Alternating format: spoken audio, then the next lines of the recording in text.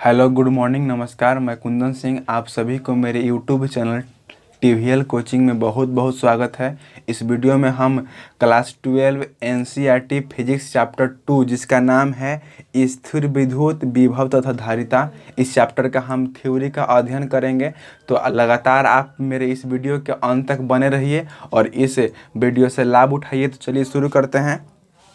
तो आप स्क्रीन पर देख सकते हैं चैप्टर 2 जिसका नाम है स्थिर विद्युत विभव तथा धारिता।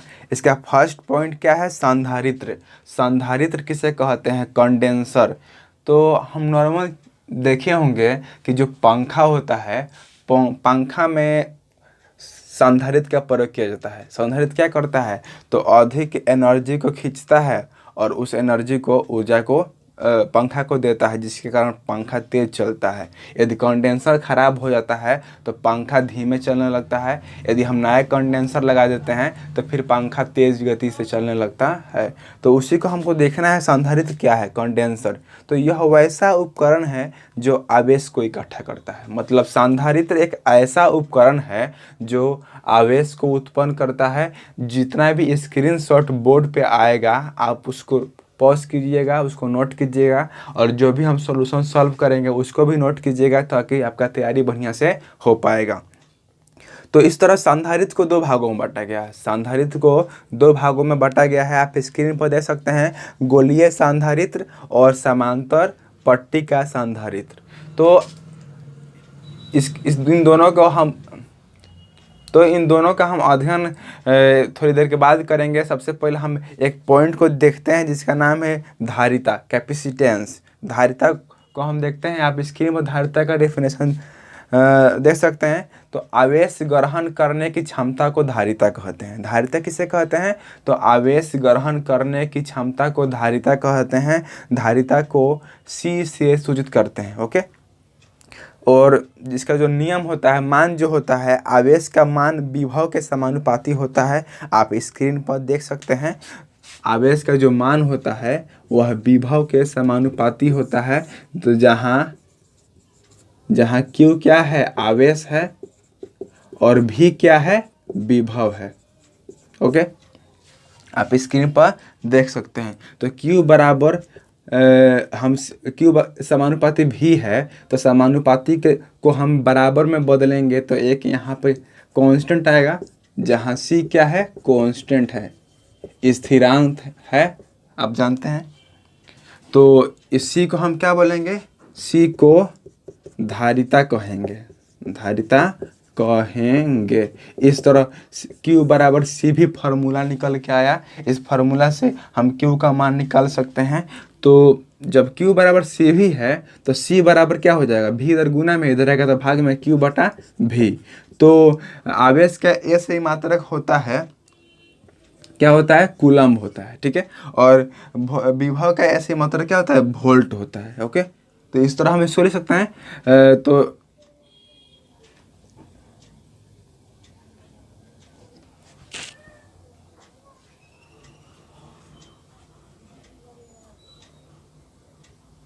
तो यहाँ पर C का मतलब धारिता, कैपेसिटेंस, और यहाँ पर C का मतलब कूलम्ब। तो इसको हम इस तरह भी लिख सकते हैं, या CV इनवर्स। तो इस तरह क्या निकल के आया? धारिता का SI मात्रक CV इनवर्स होता है। यही ना निकल के आया, आप स्क्रीन पर देख सकते हैं। अतः धारिता का SI मात्रक निकल के आया C बटा V कहिए या CV इनवर्स कहिए, बात एक ही है, या फैराडे कहिए। मतलब CV इनवर्स को ही हम फैराडे कहते हैं, CV इनवर्स कहिए या फैराडे कहिए, बात एक ही है। ये जो आगे जो पॉइंट हम बता रहे हैं बहुत ही इंपॉर्टेंट है। एक फैराडे बराबर होता है 96,500 कूलम्ब। ठीक है। और एक माइक्रो फैराडे बराबर होता है 10⁻⁶ फैराडे। और एक पाइको फैराडे बराबर होता है 10⁻⁻12 फैराडे। इस तीनों बात को आपको याद रखना पड़ेगा कि एक फैराडे बराबर कितना होता है? 96,500 कूलम्ब। यह सवाल, ये वाला प्रश्न 2019 में ऑब्जेक्टिव क्वेश्चन में आया था। आप क्वेश्चन बैंक देख सकते हैं। तो एक फैराडे बराबर 96,500 कूलम्ब और एक माइक्रो फैराडे बराबर 10⁻⁶ फैराडे। और एक पाइको फ्राइडे बराबर 10 के पावर माइनस 12 फ्राइडे। मतलब माइक्रो कहेगा तो 10 के पावर माइनस 6 से गुना करना है, और पाइको कहेगा तो 10 के पावर माइनस 12 से गुना करना है। ठीक, किसी गोलीय संधारित्र के धारिता का व्यंजक निकाले यदि इसका खोल पृथ्वी से जुड़ा हो। तो ये जो क्वेश्चन आएगा एग्जाम में, यह क्वेश्चन 5 मार्क्स के लिए आएगा, जो बहुत ही महत्वपूर्ण है। ठीक है, तो इसको आप ध्यान से देखिए बोर्ड पर।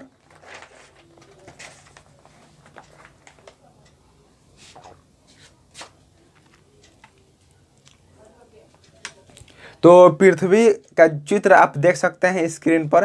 तो चित्र में क्या दिखाया है आप स्क्रीन पर देख सकते हैं। चित्र में एक गोलीय संधारित्र है, आप स्क्रीन पर चित्र देख सकते हैं। चित्र में एक गोलीय संधारित्र है जिसकी त्रिज्या R1 है और इसकी ऊपरी पृष्ठ पर प्लस Q आवेश है। ओके, तो प्रेरण के कारण, विद्युतीय प्रेरण के बारे में हम चैप्टर 1 में पढ़ चुके हैं। मतलब दो संधारित्र होता है, एक पर प्लस चार्ज देते हैं तो दूसरा पर माइनस चार्ज खुद से उत्पन्न हो जाता है, इसे ही हम विद्युतीय प्रेरण कहते हैं। तो विद्युतीय प्रेरण के द्वारा क्या होता है, दूसरे के भीतरी सतह पर माइनस Q आवेश प्रेरित होता है तथा इसकी बाहरी भाग पर प्लस Q आवेश होता है जो पृथ्वी में चला जाता है। आप स्क्रीन पर से इसको नोट कर सकते हैं और आगे आप देख सकते हैं। छोटे गोले की बात करें, मतलब अंदर जो गोला है उसके बात करें, छोटे गोले का विभव बराबर तो होगा V1 बराबर 1/4 पाई एप्सिलॉन 0 इंटू Q/R1। इसको हम समीकरण फर्स्ट मान लेंगे। ठीक है, इस तरह बड़े गोले का विभव निकालते हैं यदि हम, तो क्या होगा V2 बराबर 1/4 पाई एप्सिलॉन 0 इंटू Q/R2 हो जाएगा। V1 में R1 और V2 में R2, इसको समीकरण हम 2 मान लेंगे। आपको एक बात याद रखना पड़ेगा, यदि गोला अंदर की ओर है, ठीक है, छोटा गोला है तो इस पर प्लस चार्ज है और यह जो है अंदर की ओर है, बड़े गोला जो है ना वो अंदर की ओर, इसलिए इस पर माइनस होगा। ठीक है, एक प्लस होगा और एक माइनस होगा। माइनस इसलिए होगा क्योंकि यह अंदर की ओर है। आप देख सकते हैं एक प्लस Q आवेश है और एक माइनस Q आवेश है। तो प्लस Q वाले को हम प्लस से दर्शाएंगे और माइनस Q वाले को हम माइनस से दर्शाएंगे। आप चित्र देख सकते हैं। इस तरह कुल विभव बराबर क्या हो जाएगा, कुल विभव V बराबर निकल के आया V1 प्लस V2। ओके, अब मान पुट करेंगे, V1 के जगह पे लिखेंगे 1/4 पाई एप्सिलॉन 0 और इंटू Q/R1। प्लस है लेकिन माइनस लिखेंगे, प्लस माइनस माइनस हो जाएगा, minus 1/4 pi epsilon 0 into Q/R2। तो इस तरह यह निकल के आया। अब यहाँ पे 1/4 pi epsilon 0 into Q common कर लेंगे तो क्या निकलेगा, 1/4 pi epsilon 0 into Q common करते हैं तो यहाँ बचेगा 1/R1 और यहाँ बचेगा 1/R2, यही ना बचेगा। इस तरह इसको हम आगे बढ़ाते हैं, आप स्क्रीन पर देख सकते हैं। इसको हम यदि आगे बढ़ाएं तो इस तरह इसको लिख सकते हैं, V बराबर 1/4 पाई एप्सिलॉन 0 इंटू Q और इसका बटा के घटाव बनाएंगे तो R2 और R1 का एलसीएम R1 इंटू R2 हुआ, फिर R1 माइनस R2 इस तरह हो जाएगा। चूँकि Q बराबर C भी होता है, इसके पहले वाले क्वेश्चन में हम देखे थे Q बराबर C भी, तो C बराबर क्या हो जाएगा, V गुना में इधर रहेगा तो भाग में Q/V हो जाएगा। ओके, अब यहाँ पे हम मान भरेंगे कि हम C के जगह पे Q/V लिख सकते हैं।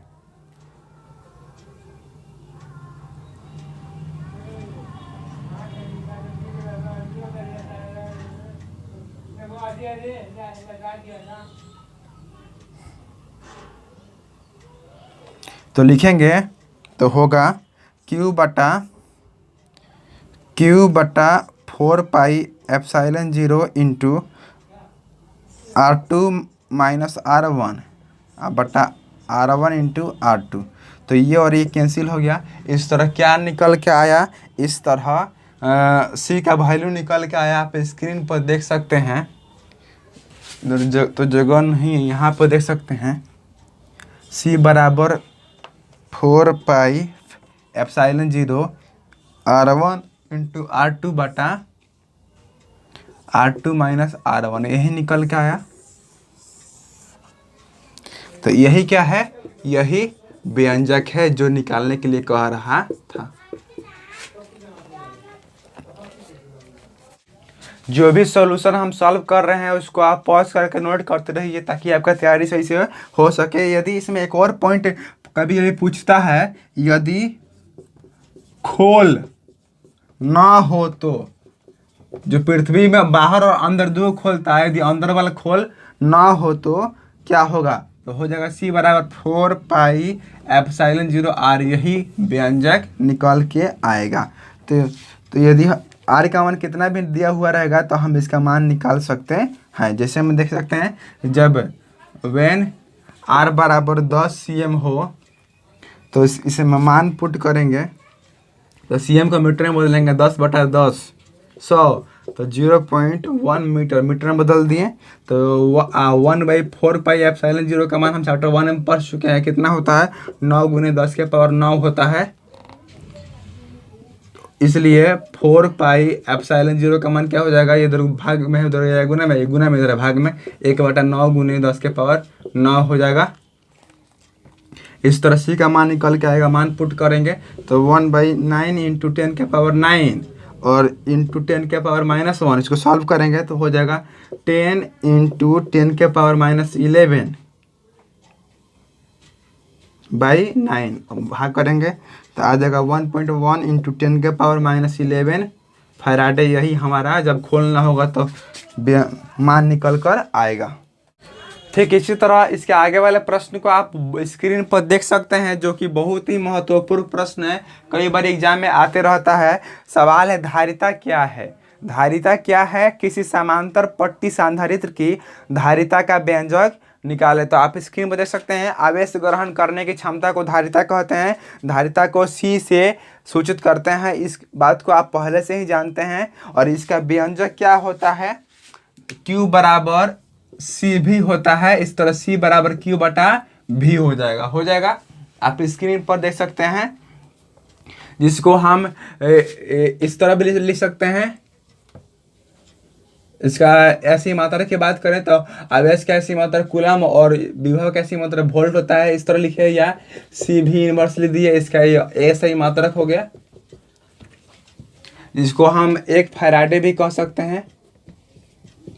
तो इस तरह क्या निष्कर्ष निकल रहा है कि धारिता का ऐसी मात्रक C बटा V भी होता है, C भी इनवर्स भी होता है और फैराडे भी होता है। और ये आपको मालूम है, 1 फैराडे बराबर 96,500 कूलम होता है और 1 माइक्रो फैराडे बराबर 10 के पावर -6 फैराडे तथा 1 पाइको फैराडे बराबर 10 के पावर -12 फैराडे होता है।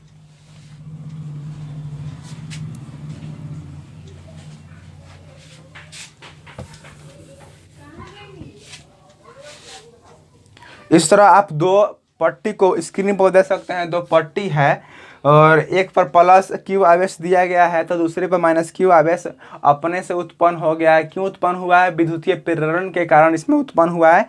तो चित्र में आप देख सकते हैं, थ्योरी में बोर्ड पर देख सकते हैं, चित्र में दो संधारित्र समांतर पट्टी के रूप में है।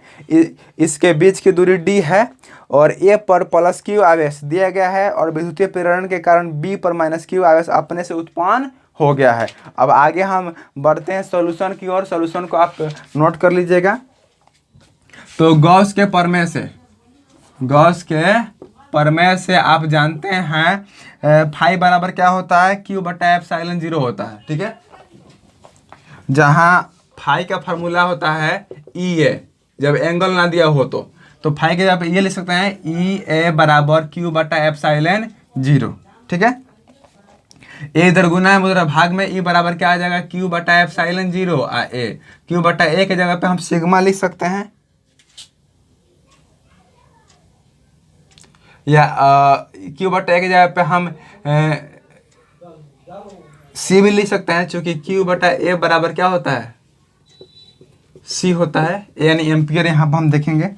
तो क्या निकल के आ रहा है, चूँकि V बराबर फार्मूला होता है E गुने D, तो V बराबर Q D बटा एप्सिलॉन 0 A, Q बराबर CV, तो V इधर गुना इधर आएगा तो भाग में, तो v बराबर क्या आ जाएगा q बटा c। तो यहाँ पर मान पुट करेंगे तो क्या लिखेंगे q एप्सिलॉन 0 a बटा q d, q से q कैंसिल हो गया तो क्या निकल के आया एप्सिलॉन 0 a बटा d। यही जो है धारिता का व्यंजक है और समांतर पट्टी का। तो यही समांतर पट्टी के धारिता का व्यंजक है। आप स्क्रीन पर से नोट कर सकते हैं। ठीक इसी तरह आप अगले प्रश्न को स्क्रीन पर देख सकते हैं। यह सवाल बहुत ही महत्वपूर्ण है। इस प्रश्न को हम 10वीं क्लास में ही पढ़ चुके हैं। तो आप देख सकते हैं संधारित्र को जोड़ना।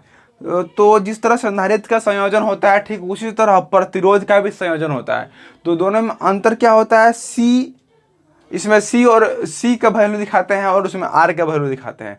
तो संधारित्र को दो तरह से जोड़ा जाता है, एक श्रेणी क्रम में और एक समानांतर क्रम में। आप स्क्रीन पर देख सकते हैं। तो पहले हम श्रेणी क्रम का अध्ययन करेंगे। यदि क्वेश्चन आए कि संधारित्र को श्रेणी क्रम में कैसे जोड़ा जाता है तो आप इस तरह इसको सॉल्व कीजिएगा। जैसे मान लीजिए यह एक वायर है जिस पर Q आवेश है, ठीक है। यहाँ पे C1 है, C2 है और C3 है। यहाँ V1, V2 और V3 है। ओके, तो हम जो चित्र में दिख रहा है उस चीज को हम स्क्रीन पर लिखेंगे। चित्र में 3 संधारित्र श्रेणी क्रम में जोड़े गए हैं, ठीक है। इनकी धारिता C1, C2 और C3 है। C1, C2 और C3 है। ओके, तो विभव V1, V2 और V3 है और आवेश क्या है, Q है। यानी जो चित्र में दिख रहा है उसी को हमको लिखना है। ये लाइन बाय लाइन से है तो श्रेणी क्रम है, और इस तरह यदि होता तो इसको हम समानांतर क्रम कहते हैं, क्योंकि ये समांतर क्रम में है, ठीक है। अभी जो यह श्रेणी क्रम में है, तो एक फॉर्मूला है, आप स्क्रीन पर देख सकते हैं। Q बराबर C भी होता है। ओके, तो V बराबर इधर C गुना में इधर आएगा तो भाग में Q बटा C। ओके, तो Q बराबर C1 V1। Q बराबर हम क्या C1 V1 लिख सकते हैं, ठीक है। इस तरह V1 बराबर Q1 बटा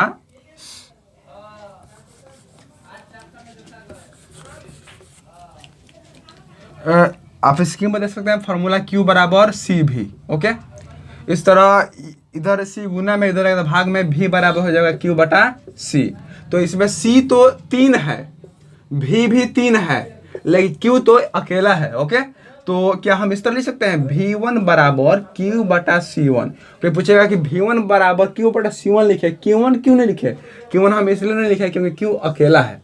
C1 इसलिए लिखिए और V1 इसलिए लिखा है क्योंकि 3 गो है। तो V1 बराबर Q बटा C1, V2 बराबर Q बटा C2 और V3 बराबर Q बटा C3, ठीक है। इस तरह कुल विभव V बराबर क्या हो जाएगा, V1 plus V2 plus V3। कोई जरूरी नहीं है कि यह 3 ही तक हो, यह 4, 5 या 10 या 2 तक भी हो सकता है। आप स्क्रीन पर देख सकते हैं V1 के जगह पर लिखेंगे Q बटा C1 और V2 की जगह पर लिखेंगे Q बटा C2 और Q बटा C3। ओके, तो क्या V बराबर, जब V बराबर तीनों में Q कॉमन कर लेंगे तो क्या आ जाएगा C1 1 बाई C1 आप प्लस 1 बाई C2 आप प्लस 1 बाई C3। ओके, तो क्या हम V के जगह पे Q बटा C लिख सकते हैं? हाँ, क्यों नहीं लिख सकते हैं? क्योंकि जब दोनों बराबर है तो यह लिखिए चाहे यह लिखिए, बात तो एक ही ना है। इसलिए इस तरह हम लिख सकते हैं। और इधर क्या बचा, Q into 1 by C1 plus 1 by C2 plus 1 by C3।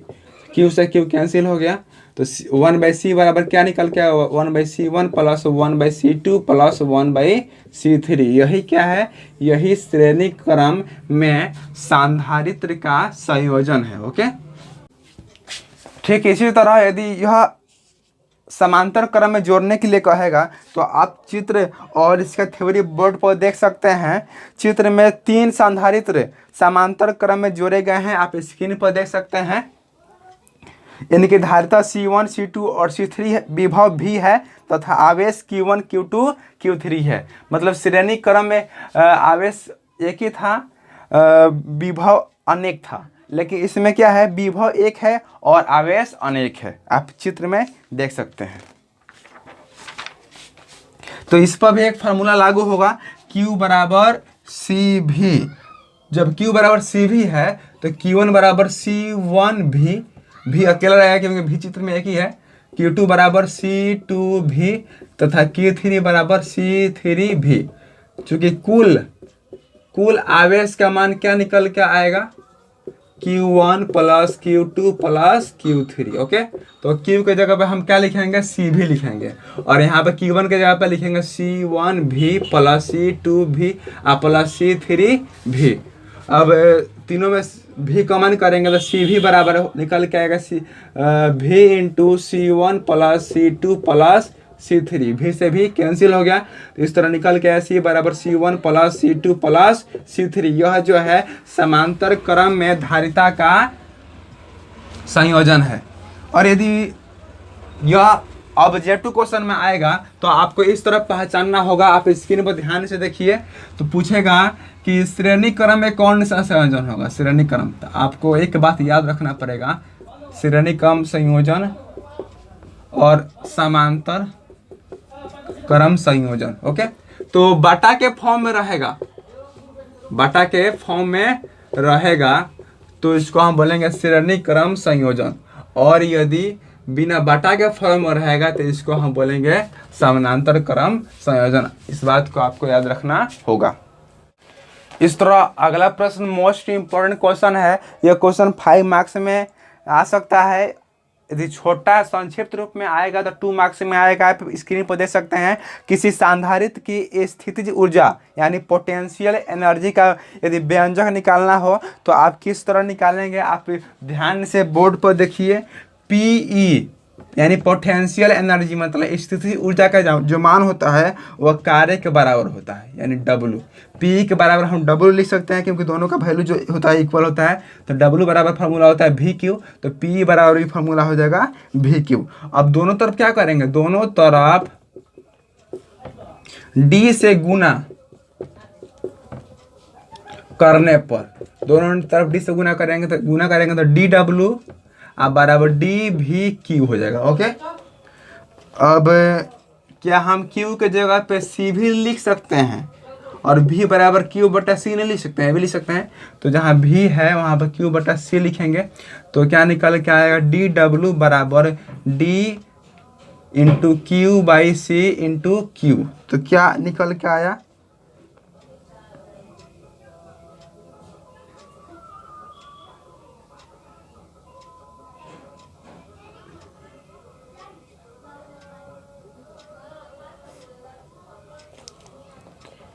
अब दोनों तरफ इंटीग्रेट करने पर इंटीग्रेट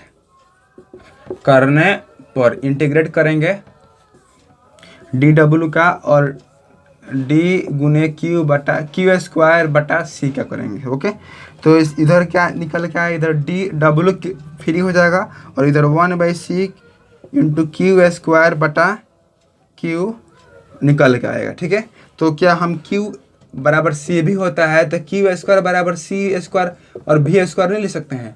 जब Q बराबर C हुई तो Q स्क्वायर बराबर C स्क्वायर बराबर V स्क्वायर। अब मान पुट करेंगे, W बराबर 1/C और Q को यहाँ पर लिखेंगे into C square V square. तो क्या होगा, एक C से एक C कट जाएगा, तो इस तरह क्या निकलेगा, W बराबर हाफ CV स्क्वायर कहिए या P बराबर हाफ CV स्क्वायर कहिए, बात एक ही है क्योंकि कार्य का जो मान होता है स्थिति ऊर्जा के मान के बराबर होता है। तो W बराबर हाफ CV स्क्वायर या P बराबर हाफ CV स्क्वायर, इस तरह स्थिति ऊर्जा का व्यंजक प्राप्त हुआ। तो हम इस तरह आगे बढ़ते हैं अगले प्रश्न की ओर। यह प्रश्न 5 मार्क्स के लिए एग्जाम में आता है। क्वेश्चन है, आवेश के साझेदारी में स्थितिज ऊर्जा का नुकसान बताएं। तो स्थितिज ऊर्जा को हम पोटेंशियल एनर्जी भी कहते हैं। इसको हम पीई से सूचित करते हैं। यदि पीई का नुकसान पूछेगा तो हम इसको इस तरह सॉल्व करेंगे, थोड़ा सा लंबा है, बशर्ते आपको 5 मार्क्स मिलेगा। इसको आप सॉल्व कीजिएगा। तो इसको हम बारी बारी से सॉल्व करते हैं, टाइप बाई टाइप। आप ध्यान से बोर्ड पर देख सकते हैं। यहाँ पे इसको यहाँ पे ए परिपथ है और यहाँ पर बी परिपथ है। ए पर Q1 V1 और C1 यानी आवेश Q1, विभव V1 और धारिता C1 है, और इस पर आवेश Q2, विभव V2 और धारिता C3 है। ठीक, इसी तरह हम इसको मानेंगे। लेट माना कि ए और बी दो गोले हैं। ए और बी दो गोले हैं। इनका आवेश है Q1 Q2, विभव V1 V2 तथा धारिता C1 C2 है। चित्र में दिख रहा है। तो इसको हम आगे सॉल्व करेंगे। तो हम जानते हैं Q बराबर फार्मूला होता है CV, आवेश बराबर होता है धारिता गुने विभव। तो Q बराबर क्या हो जाएगा, Q1 प्लस Q2 हो जाएगा। तो Q1 के जगह पर हम लिखेंगे C1 V1 और Q2 की जगह पर लिखेंगे C2 V2। इस तरह समीकरण 1 निकल कर आया।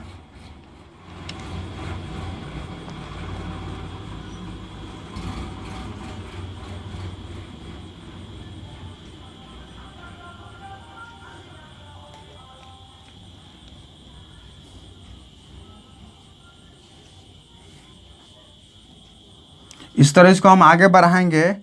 जोड़ने के पहले आवेश तथा जोड़ने के बाद विभव का मान यदि हम निकालते हैं तो इस तरह हमारा मान निकल कर आएगा। V1 जो होगा V2 और V के बराबर होगा, मतलब V का जो वैल्यू होगा V1 और V2 का क्या होगा, इक्वल होगा।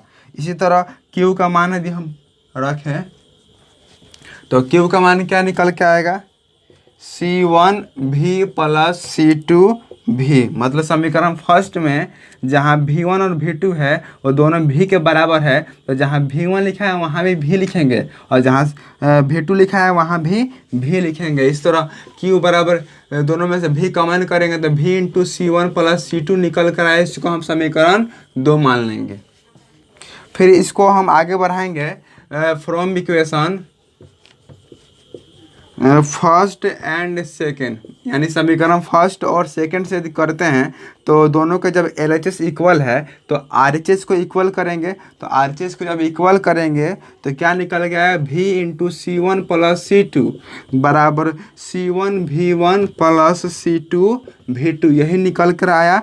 अब इधर यह गुना में उधर रहेगा तो भाग में V बराबर क्या हुआ, C1 V1 plus C2 V2 और बटा C1 प्लस C2, यह निकल कर आया। इसको हम समीकरण 3 मान लेंगे।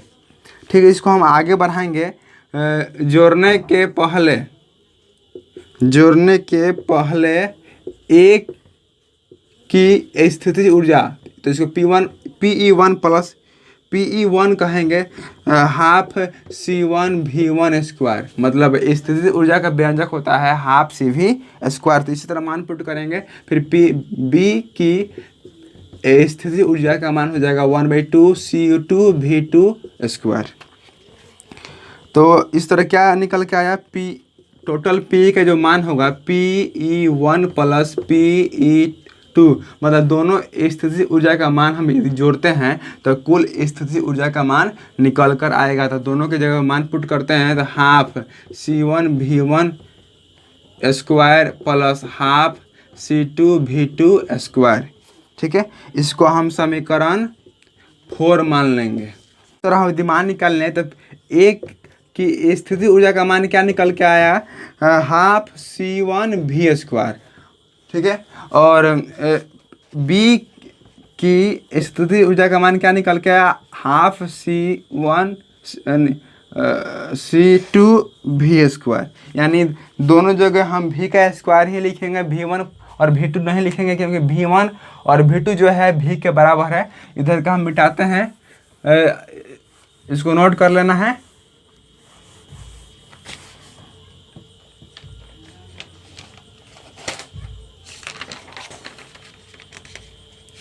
इस तरह जब हम टोटल P का बात करें, मतलब कुल स्थितिज ऊर्जा का मान निकालें, तो दोनों का मान ऐड करेंगे तो half C1V² plus half C2V²।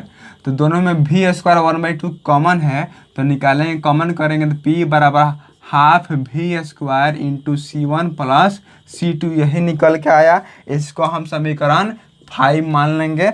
और लास्ट में, इसलिए अब हम मेन पॉइंट पाएंगे, जो पॉइंट कह रहा था, क्या कह रहा था, लॉस इन पीई, मतलब स्थितिज ऊर्जा का हमको नुकसान ज्ञात करना है। तो क्या निकल के आएगा, तो half C1V² plus half C2V² minus 1/2 V² into C1 plus C2, इसको समीकरण 6 मान लेंगे। और यही क्या है, यही स्थितिज ऊर्जा का नुकसान है।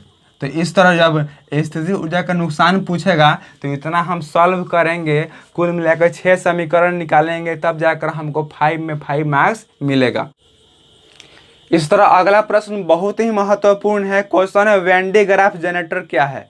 मतलब हर 2-3 साल गैप करके 12th के फिजिक्स एग्जाम में वन डे ग्राफ जनरेटर नामक क्वेश्चन 5 मार्क्स में पूछ लिया जाता है। यह क्वेश्चन बहुत ही महत्वपूर्ण है, इसको आप स्क्रीन पर देख सकते हैं। यह वैसा उपकरण है, वन डे ग्राफ जनरेटर एक ऐसा उपकरण है जो यांत्रिक ऊर्जा को विद्युतीय ऊर्जा में बदलता है। मतलब सभी जनरेटर यांत्रिक ऊर्जा को विद्युतीय ऊर्जा में बदलते हैं, लेकिन इसमें क्या कुछ अलग है। मतलब इसकी खोज वेन डे ग्राफ नामक वैज्ञानिक ने की थी, अतः इसे वेन डे ग्राफ जनरेटर कहते हैं। और यह जो है सबसे हाई क्वालिटी का जनरेटर है। यह लगभग 30 से 50 लाख तक वोल्ट का विभव उत्पन्न करता है। इसकी बनावट को आप स्क्रीन पर देख सकते हैं।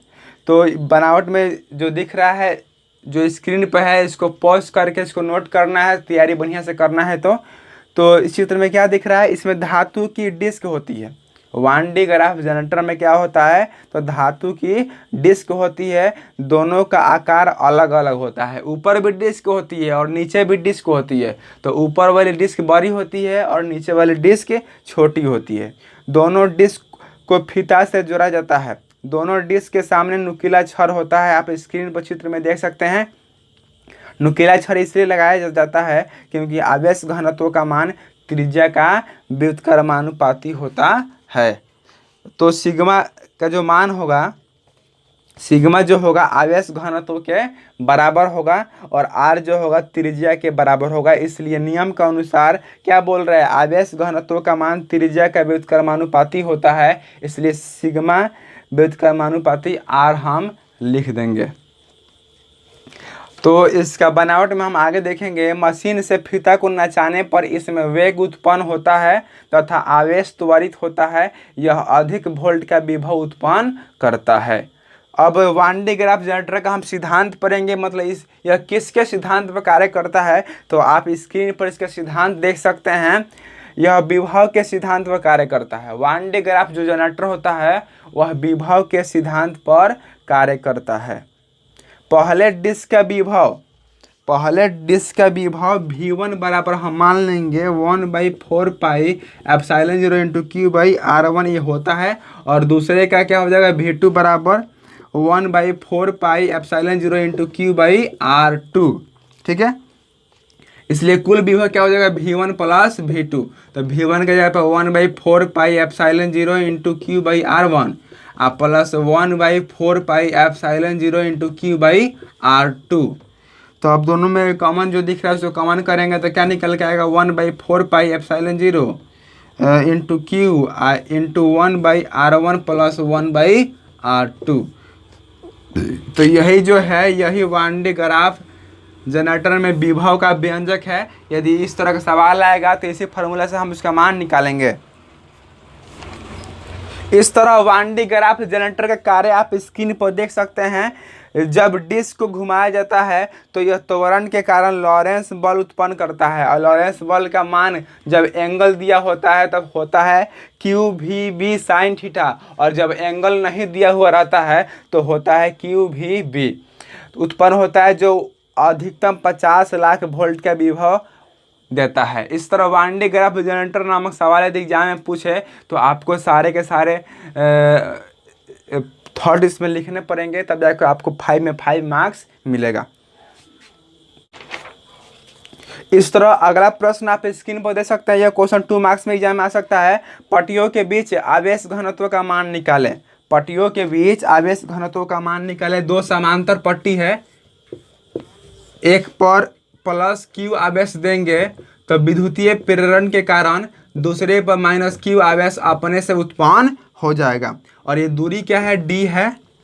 तो गॉस के प्रमेय से, गॉस का प्रमेय का फॉर्मूला क्या होता है, गॉस के प्रमेय से फाई बराबर Q/ε0। ठीक है, तो चूँकि फाई का मान क्या होता है, EA होता है जब एंगल ना दिया हो। तो जब एंगल दिया रहेगा तो EA कोस थीटा होता है, तो EA लिख देंगे यहाँ पर बराबर Q/ε0। ये इधर गुना में उधर रहेगा तो भाग में, तो E बराबर क्या निकला, Q/ε0 इंटू A।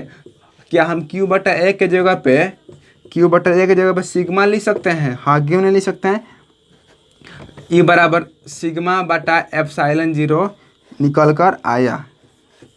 यही क्या है, यही पट्टियों के बीच आवेश घनत्व का मान है। यदि पट्टियों के बीच आवेश घनत्व का मान निकालना होगा तो हमें इसी व्यंजक का प्रयोग करना होगा, तब जाकर उसका मान निकलेगा। तो यह क्वेश्चन 2 मार्क्स में थ्योरी के अनुसार भी आ सकता है या इस पर न्यूमेरिकल भी बन सकता है। तो इसको नोट करना है, और इसको ही नहीं, जितने भी स्क्रीन पर स्क्रीनशॉट आ रहे हैं या हम जो सॉल्यूशन कर रहे हैं उसको पोस्ट करना है और लिखते चलना है, ताकि आपका तैयारी बहुत बढ़िया से हो सके।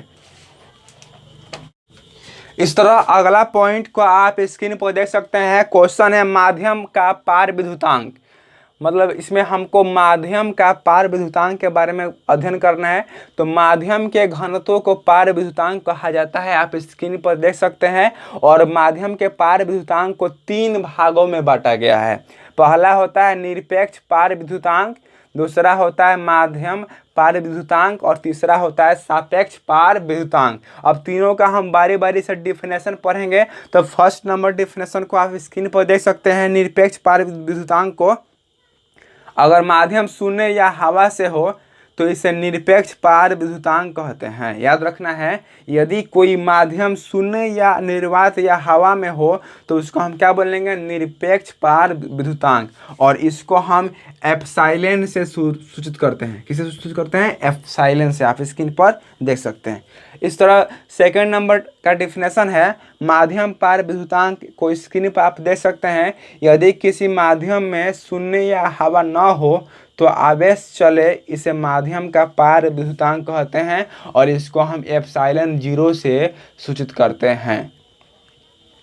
ठीक इसी तरह थर्ड है सापेक्ष पार विद्युतांक। अगर शून्य तथा माध्यम दोनों हो, मतलब शून्य होगा तो निरपेक्ष कहेंगे, माध्यम होगा तो विद्युतांक माध्यम पार विद्युतांक कहेंगे, और दोनों होगा तो हम सापेक्ष पार विद्युतांक कहेंगे, और इसको ε8 से सूचित करते हैं। इस तरह एक व्यंजक निकल के आता है सापेक्ष पार विद्युतांक बराबर फॉर्मूला एक निकल के आता है निरपेक्ष पार विद्युतांक बटा माध्यम पार विद्युतांक। इस बात को याद रखना होगा आपको। सापेक्ष पार विद्युतांक बराबर निरपेक्ष पार विद्युतांक बटा माध्यम पार विद्युतांक। इसको हम शॉर्ट में लिख सकते हैं। क्या लिखेंगे? तो एप्सिलॉन आर बराबर एप्सिलॉन बटा ε0। तो यही क्या है? यही सापेक्ष पार विद्युतांक का व्यंजक है। आप इसको स्क्रीन पर से नोट कर सकते हैं। तो इस तरह हम आगे बढ़ते हैं अगले पॉइंट्स की ओर। अगला पॉइंट बहुत ही महत्वपूर्ण है जिसका नाम है ध्रुवन। ध्रुवन, यह क्वेश्चन 2 मार्क्स में भी एग्जाम में आता है। ध्रुवन क्या है? तो इसका डेफिनेशन आप स्क्रीन पर देख सकते हैं। यदि दो आवेश जिनका मान समान हो लेकिन प्रकृति विपरीत हो उसे ध्रुवन कहते हैं। मतलब दो आवेश जिनका मान तो समान हो लेकिन प्रकृति जो है वह अलग हो, मतलब एक प्लस में हो तो दूसरा माइनस में हो, तो उसको हम ध्रुवन कहते हैं। जैसे एग्जाम्पल के तौर पर हम देख सकते हैं प्लस क्यू तथा माइनस क्यू दो आवेश ध्रुवन उत्पन्न करते हैं। क्यों? क्योंकि दोनों का तो मान एक ही है लेकिन दोनों का चिन्ह अलग अलग है, एक प्लस में है तो दूसरा माइनस में है। इस तरह इसका एग्जाम्पल और दे सकते हैं। इस तरह ध्रुवन निम्नलिखित प्रकार के होते हैं। ध्रुवन को कई भागों में बांटा गया है। फर्स्ट नंबर को आप स्क्रीन पर देख सकते हैं जिसका नाम है आयनिक यौगिक में ध्रुवन। क्या नाम है? आयनिक यौगिक में ध्रुवन। ये बहुत ही महत्वपूर्ण पॉइंट है। यदि धातु और अधातु एक दूसरे से कम दूरी पर रखे जाए, यदि धातु और अधातु एक दूसरे से कम दूरी पर रखे जाए तो उसे आयनिक ध्रुवन कहा जाता है। मतलब आयन उत्पन्न होगा तो आयनिक ध्रुवन कहेंगे। जैसे देखिए एग्जाम्पल के तौर पर हम देख सकते हैं NaCl, Na पर प्लस चार्ज है और Cl पर माइनस चार्ज है, तो दोनों क्या है? तो दोनों आयनिक ध्रुवन उत्पन्न करते हैं। तो इस तरह ऑब्जेक्टिव क्वेश्चन में भी पूछ सकता है इनमें से कौन सा यौगिक आयनिक ध्रुवन उत्पन्न करता है, तो हमको NaCl साधारण नमक सोडियम क्लोराइड पर टिक करना होगा।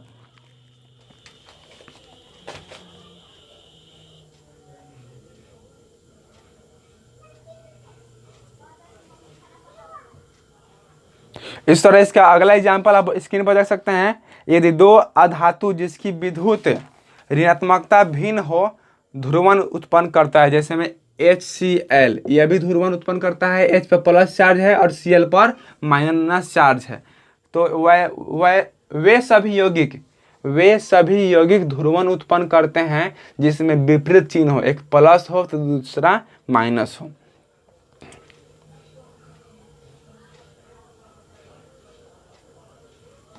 तो इसका अगला एग्जाम्पल है विद्युतीय प्रेरण के द्वारा ध्रुवन उत्पन्न होता है। मतलब विद्युतीय प्रेरण के द्वारा भी ध्रुवन उत्पन्न होता है। विद्युतीय प्रेरण में क्या होता है? तो दो समांतर पट्टी होती है, एक पर प्लस क्यू आवेश देते हैं तो दूसरे पर अपने आप ही माइनस क्यू आवेश अपने से उत्पन्न हो जाता है। तो एक पर प्लस है दूसरे पर माइनस है, मतलब आवेश तो सेम है लेकिन प्रवृत्ति अलग है। तो इस तरह विद्युतीय प्रेरण भी क्या ध्रुवन उत्पन्न करता है। इस तरह अगले पॉइंट को आप स्क्रीन पर देख सकते हैं जिसका नाम है विद्युतीय परिरक्षण। विद्युत परिरक्षण नामक टॉपिक है, आप इसको स्क्रीन पर देख सकते हैं। यदि किसी आवेश को इस प्रकार रखा जाए, यदि किसी आवेश को इस प्रकार रखा जाए कि उसका मान हमेशा नियत हो, इसे ही हम विद्युत परिरक्षण कहते हैं। उस आवेश को वैसा माध्यम से घेरना होगा जो माध्यम क्या होगा? कुचालक होगा। तो इसको आप स्क्रीन से नोट कर सकते हैं। इस तरह अगला पॉइंट आप स्क्रीन पर देख सकते हैं। अगला पॉइंट है आवेश चालक के पृष्ठ पर विद्युतीय क्षेत्र का मान यदि निकालना होगा तो कैसे निकालेंगे? तो यदि किसी चालक को लिया जाए तो इसके पृष्ठ पर विद्युतीय क्षेत्र का मान क्या होगा? तो होगा E बराबर एप्सिलॉन बटा एप्सिलॉन 0 होगा। ठीक है, क्यों होगा? क्योंकि यह गॉस के प्रमेय से निकाला गया है। इसके बारे में चैप्टर फर्स्ट में भी बता दिया गया था। ठीक है, इस तरह अगला पॉइंट है एकल आवेश की स्थितिज ऊर्जा। यदि 2 मार्क्स में क्वेश्चन आएगा कि एकल आवेश की स्थितिज ऊर्जा का व्यंजक प्राप्त करें तो आपको इस तरह प्राप्त करना होगा।